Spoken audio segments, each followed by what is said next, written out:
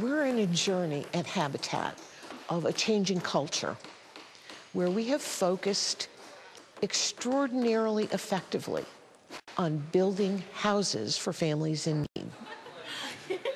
The problem is we can't build them fast enough. So we think that advocacy can help us reach the other people who won't be served by our model and help change the systems that lead to them being in substandard housing conditions.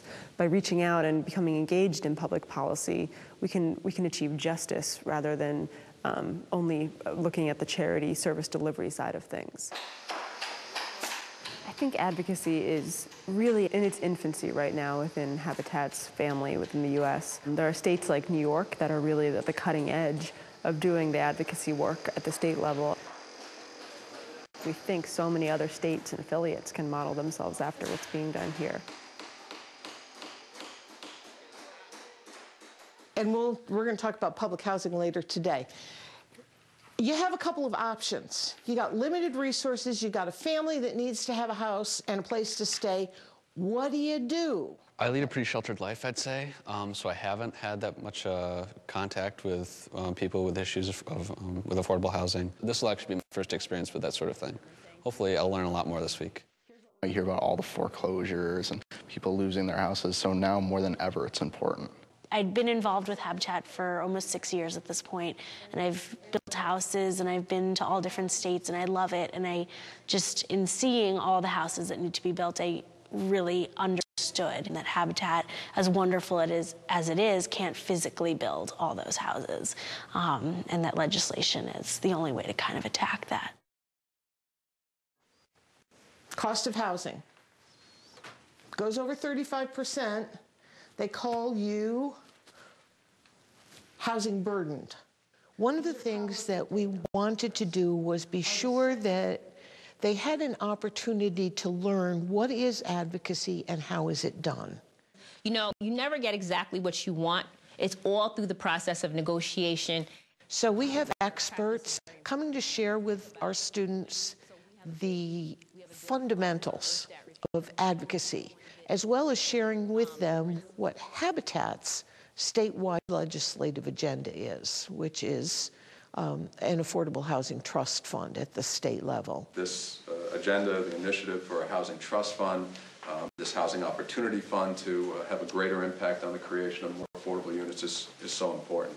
I could come into a room where you are right now and say, did you know that there's 1.6 billion people in the world who live in slum conditions, and then leave? Do you guys want to go next?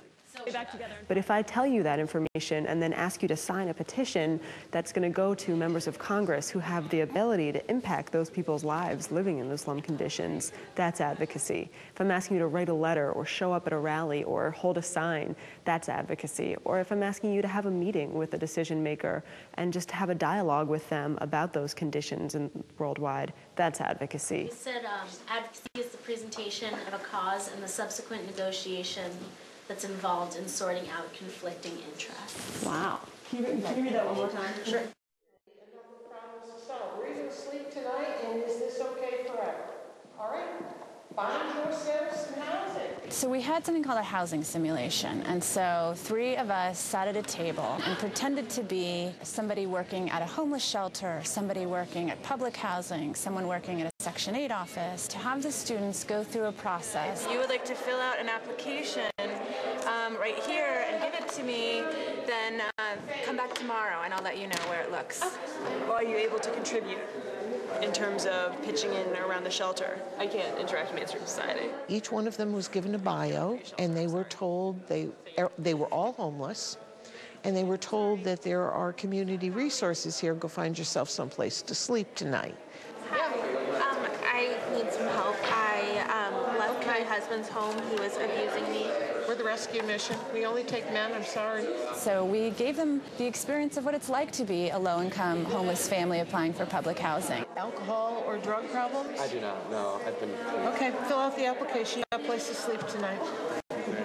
And I think that's probably where the light bulb went off for a lot of them. They realized this process is incredibly, incredibly difficult. And even after spending 3 days of doing nothing but finding a place to put a roof over their head, about half of them were still unsuccessful. And I think that's probably when they really got it.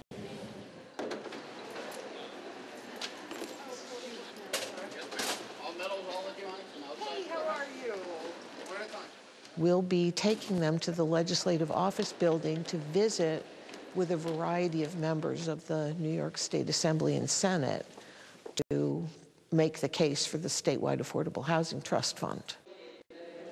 Elected officials are totally accessible. They want to hear from their constituents desperately, and all you have to do is pick up the phone, request a meeting, and we met with a number of actual legislators face to face.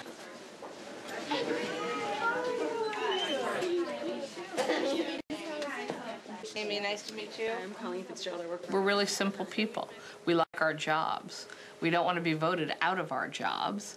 And therefore, if the people who live in our districts tell us, this is important, we want you to focus on this, we're either going to pay attention, or we might not keep our jobs. The fact that the four of you are willing to take time off to come lobby us here in the legislature on why building and preserving affordable housing is a priority for your generation is excellent.